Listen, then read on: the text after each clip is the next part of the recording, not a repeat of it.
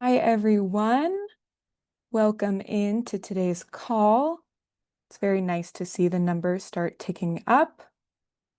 One quick note for you as folks are logging in, that today's discussion will be recorded and available to watch or rewatch and share on J Street's YouTube channel, Spotify, and Apple Podcasts. And a new edition will also be posted on our Word on the Street Substack account. My colleague Nate will drop those links into the chat shortly for you all.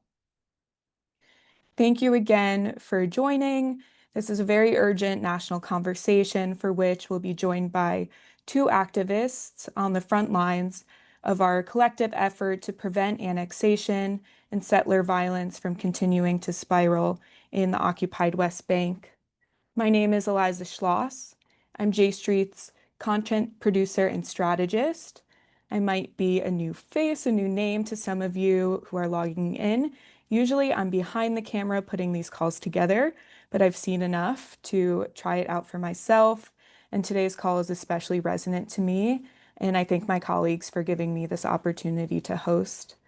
Before I started at J Street just over 2 years ago, I had a very powerful experience with fellow Jewish activists in the occupied West Bank, where we joined Palestinian-led efforts to support communities facing forced displacement and brutal settler violence. It's moving, shocking even, to read the news about this violence in the West Bank, even more horrific to see it firsthand. But then to understand that I get to come home while our Palestinian friends and partners, people like Eid who are here with us today, don't have that option. And sometimes they are attacked and even killed for staying on their land and refusing to give up. Today, I hope this conversation can bring you some of that same sense of urgency and searing pain that what is happening in the West Bank, with either full backing or the turning of a blind eye from the Israeli government and our US government too, is a clear violation of the values and lessons that I was raised on, and I know most of you were as well. I'm going to leave the rest to our panelists to share, and in the meantime, take this opportunity to invite you to ask questions in the Q&A at the bottom of your Zoom screen, and ask also that what you hear today you share with others, to not be silent and to not be complicit. Some quick speaker introductions before we begin. Eid Hathaleen is a Palestinian artist and activist from al-Khair. Eid's community continues to be targeted by violent settlers under the protection of the IDF, and on July 28th of this year, Eid's cousin Auda, another pillar of their community and for anti-occupation activists across the world, was murdered by known violent settler Yunon Levy, who has not been charged and has since returned to terrorize the community. Yehuda Shaul is a former IDF soldier and co-founder of Breaking the Silence, which he founded after witnessing Israel's occupation up close. He now serves as co-director of OFEC, an Israeli think tank, and is the leading Israeli expert on state policy as it relates to the West Bank. He leads our delegations and many other leaders from around the world on visits to the West Bank to see firsthand the realities on the ground and understand the Israeli policies that are enabling it. All right, now to get into the meat and substance of our conversation. Yehuda, there's a lot happening with annexation, even on the international stage. We're tracking settlement approvals in E1, land expropriation under Smotrich's agenda with the Ministry of Defense to really change the reality on the ground. I'm going to throw a lot of things at you, but I know of all people, you can handle it. So we want to ask you to zoom in, and I know you have a presentation prepared on the state of settler violence, the growth of illegal agricultural outposts, cooperation between violent settlers and Israeli authorities, and also how those pieces fit together. So Yehuda, over to you for your presentation. Thank you for having me today, and thanks everyone for joining. I'm going to try to share the screen, and here we are. So I was tasked with trying to cover the issue of settler terrorism in the West Bank. There's obviously enormous amount of angles that we can get into this.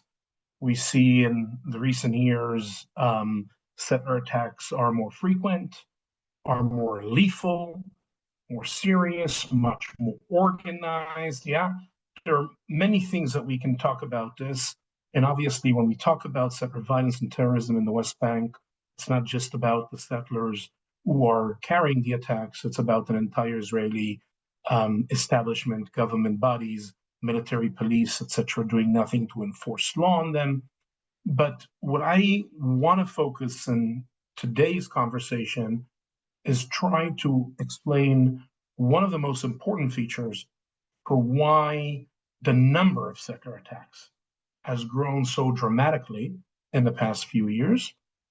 Plus, to talk about the implications post October 7th in terms of displacement of Palestinian communities and why the settler attacks have been so successful from their eyes in displacing Palestinian communities post October 7. Okay, so this is a specific niche, but we're going to dive deep into that one.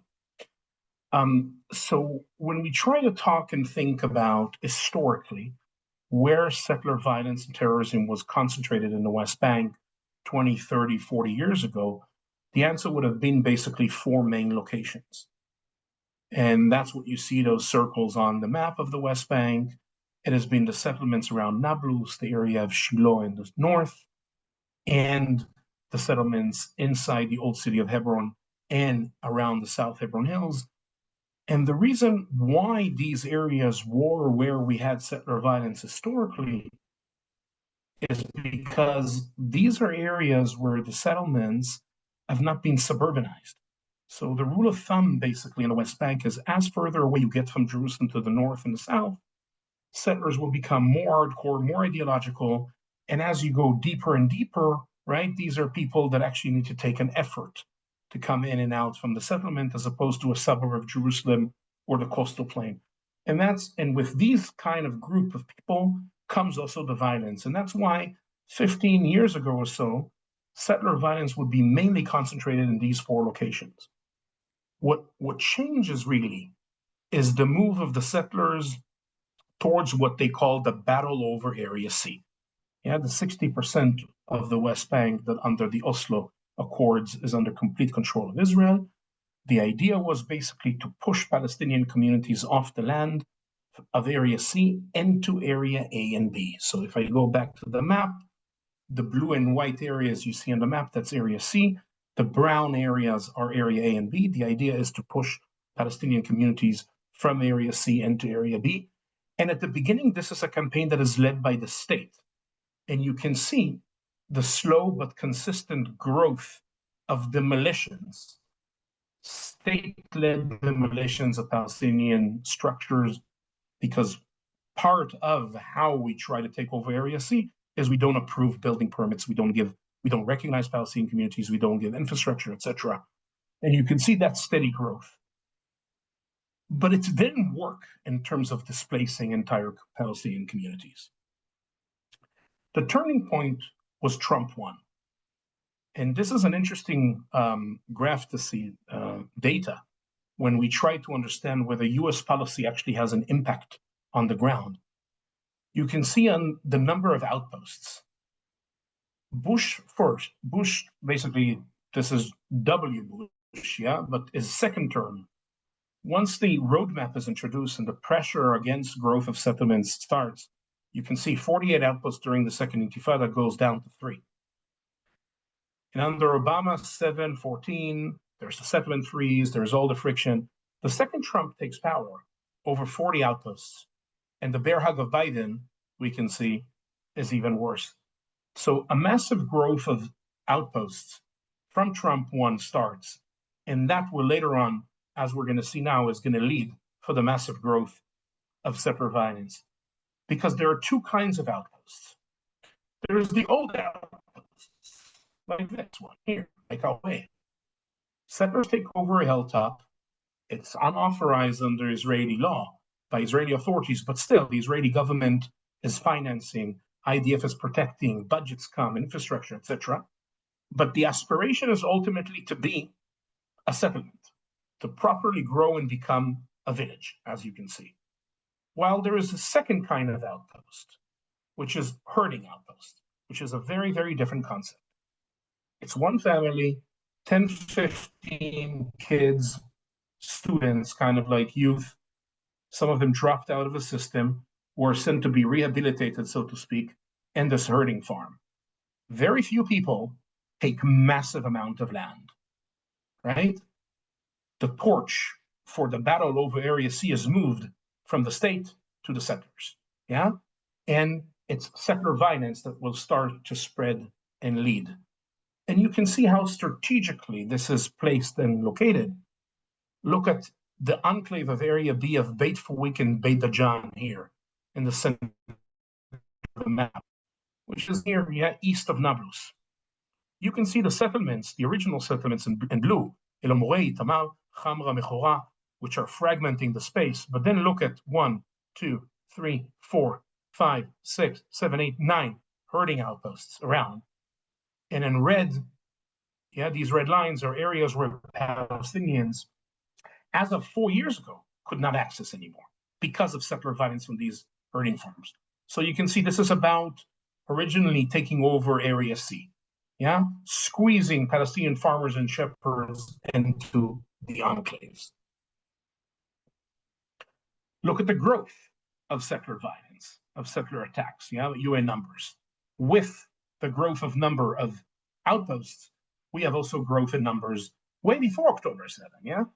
2022, one attack per day on average, 2021, one attack per day, 2022, a little bit over 2 attacks per day, 2023 up to October 7, around 3 attacks, after October 7, up to 7, average of 7 attacks per day, and then it goes down, stabilizes to where it is today, about 4 attacks per day. And one of the main reasons is the spread of outposts, because 15 years ago, we had 4 frontiers, so to speak. Only from October 7, we have more than 100 outposts. And pay attention to this phenomenon, 11 of them, 10 of them are in Area B, 1 in Area A, which is another issue which we're not going to get into today. So just numerically, we now have hundreds of fronts, as opposed to 4 fronts where settlers would attack and go around, because now they are the leading force for the battle over Area C, leading into the battle over open spaces. And you can see post-October 7, if from January 2022 to September 2023, only 4 Palestinian communities have been displaced because of settler violence. Post-October 7, we're talking about 85 Palestinian communities and encampments that have been displaced due to settler violence from herding farms. Okay, so the majority of attacks of settlers today come from herding farms. And that is the driving force for the displacement of Palestinian farming and herding communities throughout the West Bank. You can see that today we're talking about more than 8,000 dunams, so that's 14% of the West Bank. You can see it in red here. That is now inaccessible to Palestinians due to violence from these herding farms. So very successful land grab strategy that is being coordinated and organized by the state and the settlers. Now, why October 7 is so much of a turning point for the displacement of communities, yeah? It's not only the numbers, it's also the quantitative changes post-October 7. And that leads me to the last thing I want to talk, which is very important to keep in mind and understand. There is for decades a discussion of why do we see the lack of law enforcement on settlers in the West Bank? And there are many, many reasons. First and foremost, because as soldiers who are placed in the West Bank, our orders are not to intervene. Our orders are to guard the settlers, not to protect Palestinians. Because the settlers are on our side, Palestinians are the enemy in terms of the way the army works. Because the settlers host you on Friday night for schnitzel and Saturday afternoon for chunt, and what you're going to arrest them on Sunday morning when they beat up a Palestinian? No way. Yeah, there are all these reasons. But it's also because the relationship, the structural relationship between the military and the settlers is so symbiotic. Sometimes it's not any clear where starts the civilian, ends the civilian, starts the military, ends the military. And after October 7, we got kind of like a broad view into how this works on the most extreme version of it, which is what is called the regional defense battalions. What are they and how it works? The way the IDF is structured is that in a full-scale war, the better trained, better equipped units, which are the conscript units, are sent to the front lines. So in our case, after October 7th, it was Gaza and Lebanon. So who are the soldiers deployed in the West Bank? Usually reservists. Some of them are normal and regular reserved units of the IDF, but some of them are special reserve units that are called regional defense battalions. So the West Bank is divided to about 7 regional brigades in the IDF. The area of Hebron, for example, is the Judea Regional Brigade. The area of Bethlehem, it's the Etzion Regional Brigade. The area of Ramallah is the Binyamin Regional Brigade, and so on and so forth. And each of these brigades has regional defense battalions that are mainly made of local settlers. So you basically have a reality where the same settlers on the hilltop and the outpost nearby, if you're a Palestinian farmer or shepherd living in the community in Area C, the guys that for 2, 3, 4 years have been beating you up, trying to chase you off your land as civilians, October 7 happens. October 8 in the morning, they're in uniform with guns, and they are the military commanders of the area. So this is not anymore even a pretense of a buffer between the violent settlers and the military. And again, it's not anymore a story about soldiers standing idly by while Palestinians are being attacked by settlers. It's not anymore a case of few soldiers joining the settlers and attacking Palestinians. At that minute, at that point in time, the settlers are the military, the IDF, and the IDF is the settlers. So when these guys come in the middle of the night to your house, put a gun to your head, put you on the floor, and tell you you have 24 hours to leave or we're going to come and shoot you, you leave. Yeah? Not always, not everybody, but many. And I'll just end with this of an example of few guys there. Some of them are well known to Eid, with Eid, your personal encounters with some of them. But I just wanted to give you an example. Yeah, Gabriel Kalish was a settler security coordinator in an outpost that was retracted approved near Jericho, very, very violent towards the nearby Palestinian communities. El Yashiv, who has a herding farm in the South Hebron Hills. You can see here, full military uniform and gear. Betzalel Talia has an outpost in the South Hebron Hills. Yeah, Nof Neshel, the Lucifer farm. And Yitzhak Peled, this is a settler that was convicted in Israeli courts for assault. That means he's above average, yeah, because settlers enjoy complete impunity, and it's very rare to have settlers being convicted. But as you can see, full military gear, by the way, US manufactured gun, yeah, and now they are the law. They control. And suddenly Palestinians, there is no pretense that there is anything to serve as a buffer and to shield them from this violence. So again, just to sum it up, I really think one of the most important things, there are different things that influence, but one of the most important things is the move of the settlers for kind of like the battle over Area C and open spaces, and the inflation of herding outposts. Yeah, over 120, 140 of them by now, opening so many frontiers, plus the regional defense battalions post-October 7 are responsible to the devastating impact. Yeah, 14% of the West Bank today and growing every day. Yeah, because on a weekly basis, more outposts are being built with complete support and backing of the government. Yeah, anyway, I think I've said enough about this. Thank you. Thank you so much, Yehuda. That was a very comprehensive overview. I think if I could stay with you for a minute or less, I wanted a clarification question from the Q&A from Sheridan, asking for you to quickly break down the differences between areas A, B, and C. And knowing today that we're going to spend most of our time talking about area C, where Eid is living. So that's a result of the Oslo Accords, Oslo B in 1995, where the West Bank was divided to three, and you can see here on the map, the kind of like the darkest brown is the built-up areas, but this brown is Area A. So basically, the major Palestinian towns and big cities became Area A, 18%, about 18% of the West Bank, where the Palestinian Authority manages civilian affairs and internal security. Then you have the lighter brown, which you see here, for example, or here, which is Area B. That's kind of like smaller suburbs, some villages in the outskirts, yeah?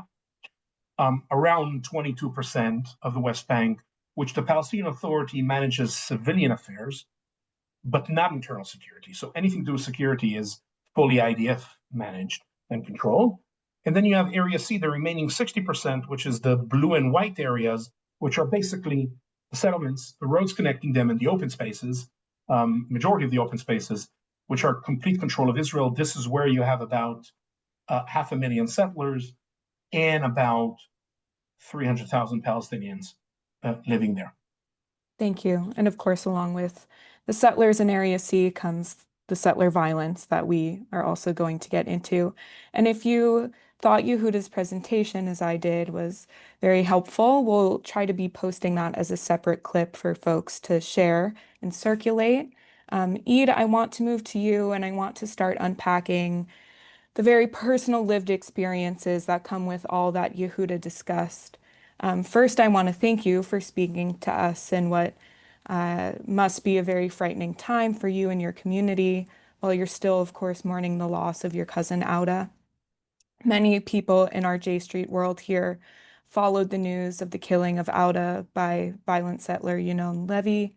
There's a deep connection between us and you all as we admire your work and in the world of nonviolent activism. And of course, many of us have been on the ground with you folks as well.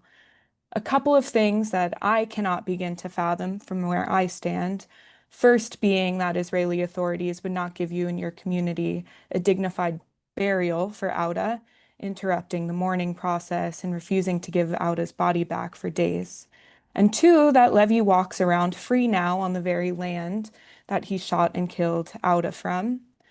So Eid, please, turning to you, can you tell us about this experience, about Auda and his legacy as well?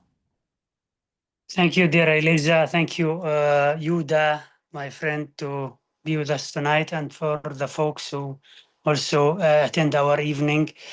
I am Eid Hathaleen. I am a resident of al-Khair village in South Hebron Hills, which is located in the West Bank, southern part of Hebron, in the occupied territories. I am personally living in Area C. I raised in the Area C, and I faced Israeli occupation a long time ago by Israeli military and settlers. As you mentioned in the beginning, in the past, things was simple a little bit. Of course, occupation exists and they do expanding all over around us, like settlements and so on. But the last few years, as you say, the violence is getting crazy and it's increased much further and further against Palestinian societies, like our society, and many hundreds of Palestinian villages and communities living in South Hebron Hills and in the area of Masafer Yatta in general. And we witnessed a lot of attacks, real physical attacks. We witnessed pogroms happened against Palestinian societies of South Hebron Hills area. The last 3 years, even before October 7th, we witnessed also shooting Palestinian people, even in their own land, by settlers and IDF the same. And these attacks made a big wave of impact against Palestinian societies, and even These attacks happened against Palestinian civil resistors. They are they are non-violent resistors, all of them.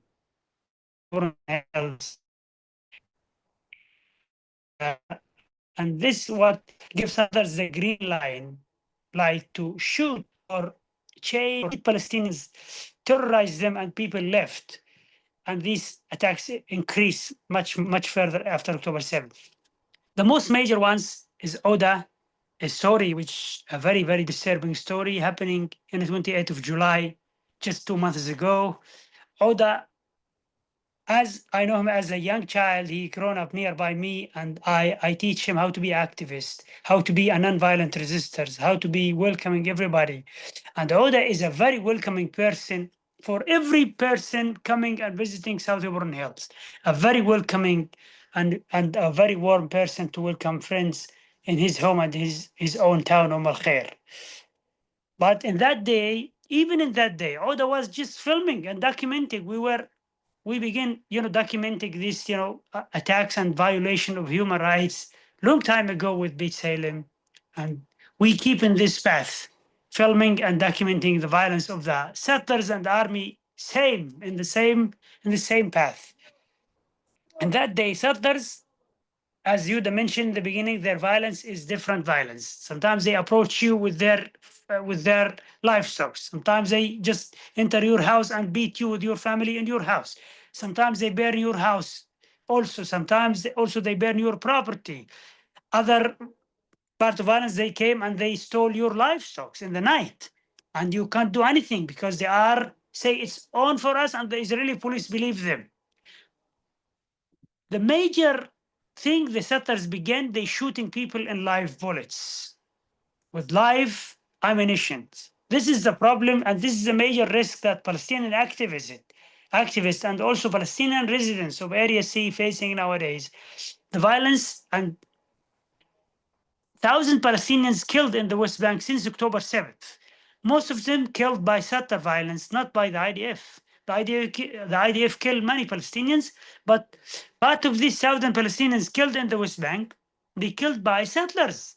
Settlers is a civil people living in the West Bank, but in the meantime, they are armed and they have weapons, they have guns, and they can shoot anytime they want with no accountability ever by the Israeli Authority.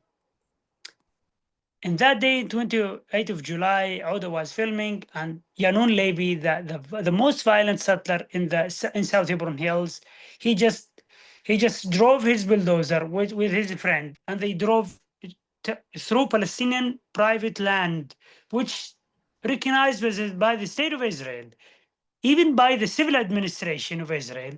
It's a private Palestinian land. And the Israeli police say many times to settlers, you're not allowed to enter this private property.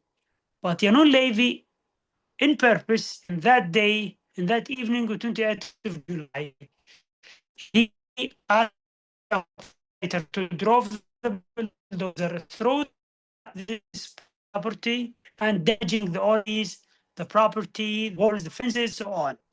When the Palestinian people of al-Khair go and stand in front of the bulldozer with many activists, including Jewish activists, including Israeli activists, people try to stop the bulldozer in a peaceful way.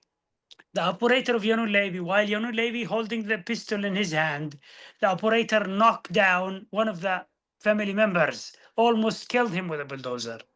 And he keep driving, keep moving forward, damaging and destruct all the things around. And then Yanun Levy blow up in that moment. Why the people crowded so much around him, and he say, you throwing stones. And believe me, there is no risk on his life in that day. Nobody risking, Yanun Levy's life. Yanun again shooting, and he just shoot Ode in that moment. Ode was a demonstration, I can say. Ode just in the back line filming and far away from everything, and just he hold his camera and filming.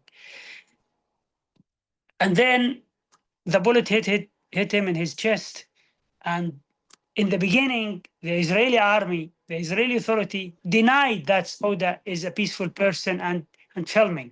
Only they say Oda is a terrorist, he throwing stones, he threatening Yanu Levi.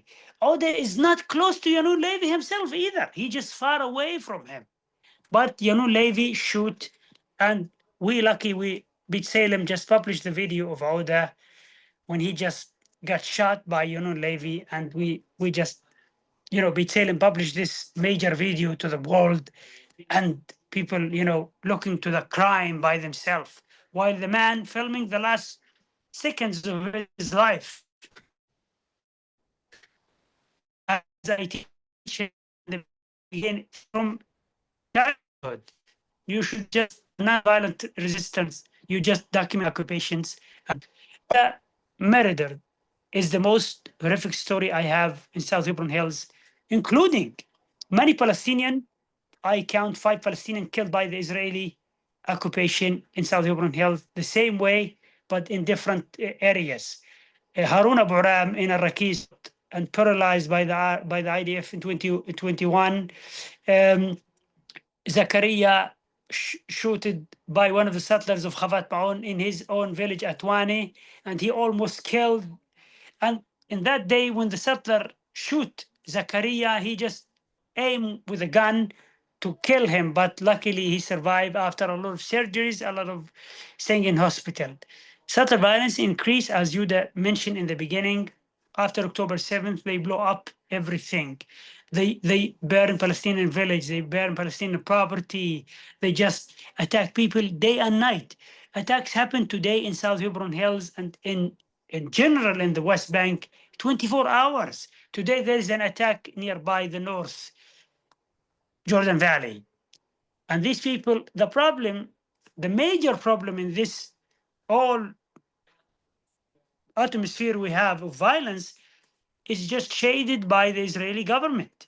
Israeli government give full support to these settlers, give them all authority they want, and as you mentioned, after October 7th, these violent guys who were chase people in the mountains and the hills of the area, now they are commanders in the IDF, and they can do their own work with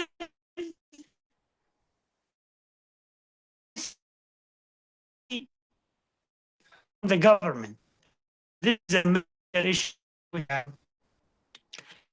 If I say, just with the Israeli activists, sadly today they not make difference between Israeli activists or Palestinian people and activists. Also, they beat them very violently. They break their arms.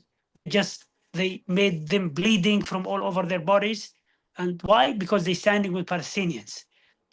And the major worst thing in this story, the Israeli cops, who is complicit very much with the settler violence, because Israeli police never investigate these actions, even if the victim is Israeli activist. This is a problem we have nowadays in Israel and the West Bank, that Israeli police complicit with the settlers, and they do give legitimate for settlers to do their attacks in a daily basis.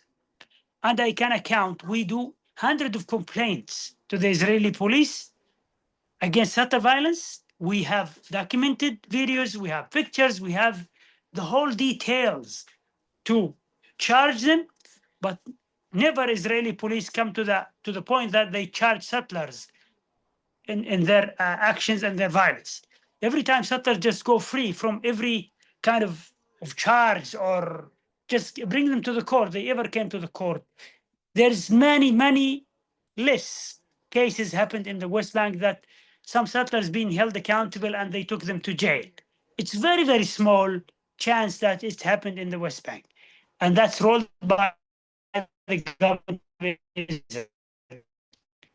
And the government of Israel give all the legitimacy they want, and they give them support. And this is because we have this result of these settlers shepherds who do the full violence with all this, coverage by the state of Israel and the government Thank you, itself. Eid. And thanks for everyone also for rolling with some connectivity issues. I know Yehuda and Eid are both connecting from far away, but you always catch back up on the stream, so thank you both. And I hope, we've been thinking a lot here about Auda and, may his memory be a blessing. I hope that your story, Eid, can really resonate with the almost 300 people here, and we will continue on his legacy in his memory. Eid, I want to stay with you for a moment now and talk to you about a couple other, facets of occupation in the West Bank that Yehuda also touched on. First, there was a delegation of ours of J Streets visiting al-Khair at the end of August, and you had showed them at that point, just under a month ago, the outposts, the caravans that were established on your land, like Yehuda discussed. And then the other thing I'd like you to touch on, so outposts being one, and second, it's our understanding that in the past 48 hours or so, settlers cut your village's water and electricity supply, and now they might be back up, but can you tell us what's happening on both fronts? So the outposts and how that affects your village, and then also just the denial and settler violence when it comes to cutting your village's very, very vital supplies. Yes, since they began digging here and they establishing this new outpost just nearby al-Khair, as we mentioned 2 weeks ago, these people they keep working nearby al-Khair. Just a few meters from me now, these caravans established here, and the idea of these caravans to put them here nearby al-Khair only for one reason: to squeeze al-Khair and do more violence and do more attacks in future against the community of al-Khair, and then people leave from here by this brutal violence by settlers. The major issue happened after all the death and all the attacks happened against al-Khair. On Sunday, in the beginning of the week, Levy himself back with his equipment and work nearby al-Khair. Can you imagine? He just free back and he work illegally nearby the place he killed Ode. And then while he's working in purpose, he cut off the electricity line and the water line for al-Khair, and the people of al-Khair were forbidden from using the infrastructure for 4 days until we fixed everything yesterday with a lot of pressure by our friends around the world. Before that, Israeli authority refused to fix everything back.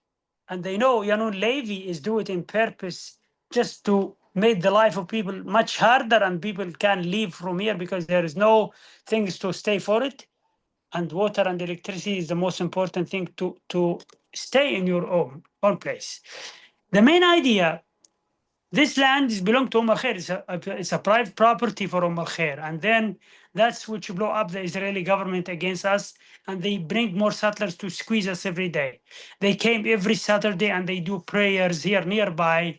And they passing through the street nearby Khair. And they try to make your life much harder. Even they use the Jewish values to abuse us and take more land from Palestinians. In the meantime, they chase the activists who stay with us here in the village. Even they are Jewish American activists, even they are Israeli activists. They bring the police with nothing these activists do, just to intimidate people and make their life harder. They took their IDs, they took their passports, and they just detained them for hours. And sometimes they arrest them and took them to the police station. And then they say, okay, 2 weeks, you're not allowed to come to South Hebron Hills in general. It's all work together. Israeli settlers, complicit with the police. The IDF now fully supports settlers and work with them side by side. When they establish these caravans in the night, they're protected by IDF soldiers the whole night. And the main idea, just to evict Palestinians out of their land. And they try every day to make checkpoints out of the village and check every car coming and going out, asking activists all the time about their documents. They can raid the village in the midnight and search for nothing. And this is what they do all these years against Fair Society, as an example for hundreds of Palestinian societies around South Hebron Hills area and the West Bank. Mainly the people who live in Area C facing these brutal attacks by settlers. And settlers, they have purpose just to evict people out of their land. That's only the goal they work for. And they have the problem, they have the sources by the government. And this is the issue we have facing now. They have full support by the government. They have full support by these ministers in the cabinet and the Knesset mostly. I'm so sorry, they just passing the rules for them with full majority, and this is a major problem for Palestinian societies. And the future, I believe the future is much harder for us as a Palestinian people who live in Area C in the occupied territories. I don't know what will future bring, but I say the future will be much harder if there is no a serious political solution come to the table by the international community or the people who care about bringing back peace process. Thank you, Eid. Yehuda, I want to give you a chance to expand on the linkage that Eid is talking about between the settlers and the authorities and then the state above them. If you could speak a little bit more to the phenomenon of settlers wearing IDF uniforms, how is that happening? Where is it coming from? Are IDF soldiers themselves participating in this violence? How is that happening? And then why are the systems that are in place not doing anything to stop that, if anything, just encouraging it to continue? So again, the issue about settlers and IDF, as I said, it's these regional defense battalions, the rapid response teams of the settlements. They are structural. These are local settlers who are basically become in a state of emergency, so to speak, in a state of war that we have after October 7th. They are the IDF in the West Bank. So this is pretty clear. It's not that the system is not doing what it's supposed to do. It's actually the system is doing what it's supposed to do. Yeah. And that collusion with settlers, that's how the system in the West Bank is built. The story of lack of law enforcement and settlers goes back to day one of the occupation. Yeah. In the 70s, in the 80s, the early 80s, we had what was called the Jewish underground. Yeah, a bunch of settlers, many of them are in leadership positions today, were planning to try to assassinate some Palestinian mayors, planning to blow up al-Aqsa in order to bring Armageddon, so to speak, in the Third Temple. There was the Kalb Committee. Judith Kalb was the Deputy Attorney General at the time, working and supervising, trying to run a task force to enforce law, which basically failed completely. She dismissed it. She wrote that her reports are left as even she'en la hofchim, stones that are not unturned, meaning no one is reading, no one cares, no one looks into it. Yeah, and the 1994, February 25, 1994, Dr. Baruch Goldstein from the settlement of Kiryat Arba outside of Hebron enters to the tomb of the patriarchs. Friday morning of Ramadan, Jewish festival of Purim, opens fire, massacres 29 Palestinians, wounds over 120. The highest level of an investigation committee is formed, an investigation committee by the Chief Justice, headed by Chief Justice Meir Shamgar at the time. I'm not going to go to the entire report of the Shamgar report, but, if I'm not mistaken, chapter 10 or 11 was about the rules of engagement. Listen to this. Soldiers and policemen who testified to the committee basically said it didn't really matter if they were in the mosque during the shooting or not. They couldn't stop it. Why? Because their rules of engagement were that if a settler opens fire, yeri tachliti, meaning shooting to it, not shooting in the air. If a settler opens fire on a Palestinian or on an Israeli security personnel, you don't shoot back. You duck, take cover, wait till you run out of he runs out of ammunition or his weapon is jammed, and only then you take control over him in a non-lethal way. If I go now out to the street in Tel Aviv, shoot at some policemen, of course they will shoot me back, right? Not in Hebron in those days, not in the West Bank. Obviously, the investigation committee was terrified by this and cancels orders, etc. But it doesn't really matter. It's not that things have changed on the ground after that. And I'm bringing you this example to show you how deep the Israeli system views the difference. between settlers and Palestinians, and how deep the idea is that you're actually not supposed to do even the minimum necessary to enforce law on settlers. Yeah, this goes very, very deep into the entire history of the occupation. If I can say one more thing, which is not about uniform and guns, it's actually about the organization of this. I don't know what about you, but when I was at the age of 25, I didn't have neither the organizational nor the financial capacity to show up on a hilltop with a paved road, running water, electricity, sewage, a house, and 500 sheep and cows. There's millions being poured to this. And it's done via NGOs, it's done from abroad, and it's done also via state funding, municipality funding, regional council funding, etc. We know who are these bodies, right? Who enable it, who choose the locations of these herding outposts, who basically, Eid was talking about Inon Levy, who started the Meitarim farm in the South Hebron Hills, and his contract with the development company of the Regional Council of the South Hebron Hills and Amana, which is the construction company of the settler movement. It says that he is placed there to take over the land. No one is ashamed, no one is hiding, in a formal contract. Thank you, Yehuda. Just noting for folks, we have just over 10 minutes of our time left together. I've got a few more questions to ask Yehuda and Eid. And Yehuda, you made a natural transition there into what I was going to get into next. And that has to do with sanctions and sanctions on these violent settlers and the infrastructure that backs them, which you got into at the end there, using levy as an example. J Street is currently whipping support for a bill in the Senate, as we did in the House, that would impose sanctions on these violent settlers, people like Levy, which had sanctions upon him in the past, to give our support to a sense of why it's so vital. And if you could explain why it's so vital, Yehuda, could you describe the impact of Biden's executive order by which Trump revoked on day one of his return to office? And, what impact did they have on the violent settlers, on the infrastructure supporting them, and why do we need them back?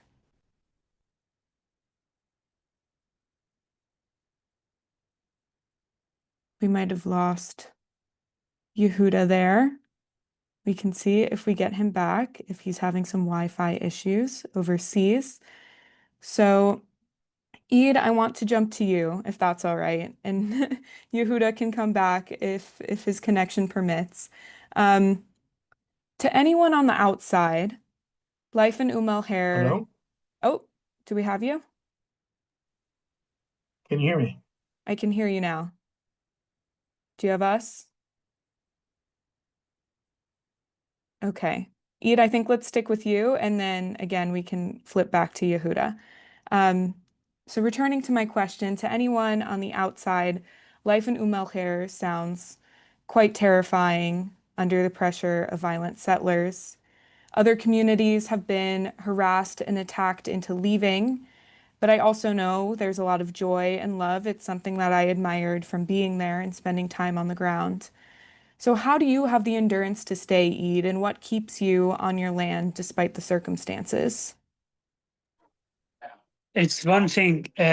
First of all, I have some hope in my heart, and my community also. We have hope in peace one day, and we have some energy from the friends who came and they resist with us on the ground. This is give us much hope and give us much support and much power in our life, in a daily life with occupation. We face occupation every day, almost every night and day. I can say we're facing occupation, which give us support and powerful and hope that we keep resisting and existing in this area. Only when we saw our friends standing with us, and we have all these allies in Israel and also in the world, this is give us, the power that, okay, we are very important people, people care about us, let's go further with this fight. Even though we have plenty of violence waving around us. And I tell you that the future is not that safe for our small communities in Area C. If the Israeli government and their settlers keep in the way of violence as they do now, the safety will be 1% for all the Palestinian societies in the Area C and in South Hebron Hills in general. Thank you, Eid. Thanks for leaving us with that message. Yehuda, looks like we have you back. I'm very glad.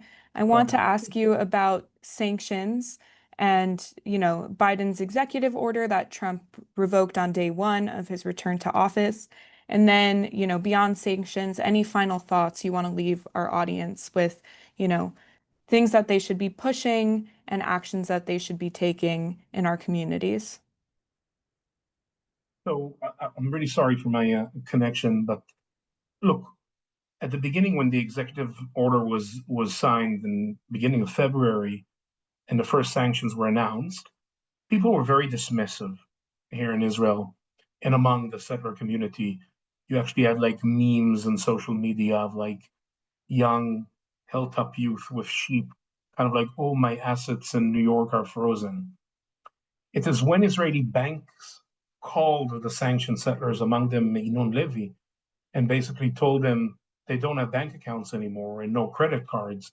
That's when people understood that actually US financial sanctions have implications. But again, anyone who knows anything about the settlement enterprise in the West Bank, it is an enterprise that is drowning in criminality. And trying to bypass sanctions with some, envelopes with cash for a dozen settlers is not something that actually has a deterrence on the settlers. When we did start to see signals that the settler leadership and serious people among the settler leadership were very concerned with the sanctions, as the second they moved from the individuals to the entities, to the companies, to the construction companies, to the NGOs that finance the volunteers, to the ones, that's when we started seeing serious concern among the settler population. And it is the results of the US elections with Donald Trump getting reelected. You could really see that the settler leadership understood that this is over. And it's not for no reason that Trump on first day in office undid these sanctions. It's the representative of settlers made sure that this message and this demand gets there, and it was actually followed through. And at that moment, settlers were even more emboldened, right? Because with every attack that goes well and with every Palestinian community that they're displacing, two things happen. One is they're more emboldened because they see good results. Secondly, Palestinian communities are becoming weaker because their neighboring communities have been displaced. Their strength in numbers and positioning is weakened. Now suddenly you have a US administration that is fully backing settler terrorism, not only the Israeli government, not only all arms of the Israeli state, from the army that facilitates and even basically hosts some of these violent settlers as soldiers, and they do it as part of their military service, even though it's not sanctioned by the top echelon, but it's not orders that come from the top, but as soldiers they're allowed to do it, and they're not punished, they're not stopped. To the police, to the Ministry of Settlements, who gives millions, in support in different ways of supporting. To Inon Levy himself, that part of his money he has a company. Had a company with his brother. Now it's under the name of his brother, who, by the way, was also sanctioned towards the end of the Biden term. That what they make their money from, believe it or not, one is building more outposts. Two is demolishing Palestinian structures for the civil administration. Three, they're now working in Gaza, demolishing Palestinian homes in Gaza. So, you cannot think of a better way, so to speak, if you're Enon Levy, of how to make a good life, so to speak, and enjoy and achieve your political goals, sponsored from any direction by the state. So this is an entire machine that is geared in order to drive more Palestinian displacement, in order to embetter Palestinian life in Area C and lead for communities to leave. And it's people like Eid and people in the community of al-Khair and other communities in Masafer Yatta who are real heroes, standing in the face of this enormous pressure and injustice. And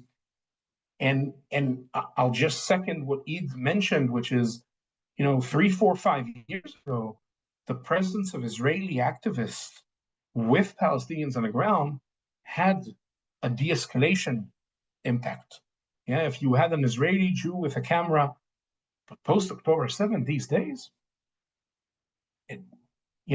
all what is left for us is solidarity on the ground, because there is no level of de-escalation. Israeli activists are being treated almost, if not the same, as Palestinians. And I think what we will need is much more pressure from outside on this government to change its course. Otherwise, we know where Smotrich wants to go, and we know that at least, and most of the list, Netanyahu will go with him. Thank you, Yehuda. Before I go to closing remarks, and Eid, I'll go to you for that. Yehuda, I have a quick question for you from the Q&A. We try to give our audience resources sometimes and how to dispel myths and frequently ask, concerns or things that folks get, particularly from the American Jewish community when it comes to Palestinians and the West Bank or Gaza. And we have a question for you to touch on the assertion that Palestinians in the West Bank commit terror. So all of this, the settler infrastructure, the settler movement in general, is necessary for security purposes. How do you advise that we kind of dispel that myth and rebuttal and respond back? I don't know how to, it depends on the audience, it depends on, but the one thing I would say, yeah, for me, for anyone who tries to claim that what we are doing is security, I would say, okay, if you want to argue that we are in the West Bank for security, so tomorrow by 12 a.m. or 12 p.m., you know what? I'll give you another day, 2 more days from now. All the settlers are in buses back to Israel, and will leave the IDF in the West Bank until until Palestinians will become Swedes. How many times have we heard that phrase, right? But as long we continue to build settlements, to expand settlements, to grab more land, to displace more Palestinians in order to make way to more settlements, what we prove is that this is an expansionist project. Yeah? This is not for security. So I think, and by the way, I don't see Israel as just another pure white European colonial entity, yeah? I do believe Jews have a right to self-determination in the land of Israel. I just refuse to accept that the only way I will be able to fulfill my right is if I strip my Palestinian neighbors from the exact same right. I do believe that as long as we're doing settlements, we are basically undermining the position that I portray. Yeah, we are actually showing the world that this is about a colonial project in the West Bank. Yeah, and it's not about security. So the first thing I would say is end the settlements, bring them back home. Then we can have the debate whether we need the IDF there or not, whether actually security, the best way to secure Israel is actually to have an agreement and a Palestinian state besides Israel. Yeah, and I would argue that this is, by the way, this is exactly what October 7 proved more than anything. Yeah, many bubbles bursted in October 7, but first and foremost is the entire Israeli strategy vis-a-vis Palestinians, which is what, in 3 sentences? Squeezing a growing demography, i.e. Palestinians, into a shrinking geography, i.e. enclaves of area A and B in the West Bank, plus one big enclave in Gaza, with the belief that technological and force superiority will allow us permanent domination over Palestine. That is the bubble that exploded. It ain't going to work. That's the recipe for instability and violence and conflict. If there is one thing we can learn from this horrible day of October 7th, is that Jewish self-determination is interlinked, intertwined with Palestinian self-determination. The idea that we will be safe while stepping over the throats of Palestinians and oppressing them, it didn't work in history before. No reason to believe it's going to work for us. This ends well only if sides walk out of the room with rights and dignity. Thank you, This is not only Yehuda. the moral way, not only the legal way, it's also the secure and the strategic way. Thank you, Yehuda. Eid, I want to turn to you for the last words. Maybe your vision for the future and how our community can help you get there. I will offer the floor to you and then we'll wrap up. Thank you, folks, for staying a few minutes after. Yeah, thank you, dear Eliza, again for this opportunity to give my full gratitude to my friends abroad and J Street friends, and also who advocating so much for al-Khair and for many Palestinian communities in South and also in the West Bank. My vision for peace, always I just dreamed about peace, which will come one day for our children and our generation. Even I grow up with a peace process, which go decades, and it's never came to solve the conflict between Israelis and Palestinians. And I love to live in peace with my Israeli friends and activists and people who care about me. And this is the value which I have nowadays, and I am proud of it, that I have this friendship with my serious friends who care about me, and they want to share with me the same values, the same path to the future in peace for all these generations, Jewish and Arabs in the Holy Land. And I hope one day peace will come and this, violence and wave of violence will end soon. And thank you very much. Thank you, Eid. Thank you, Yehuda. Thank you all for being here. May Eid's vision and Yehuda's vision and our shared vision for peace come. And thank you all for working together with us on that. I hope folks enjoyed this hour, and we will see you next time. Thanks for tuning in. Thank you. Bye-bye. Thank you.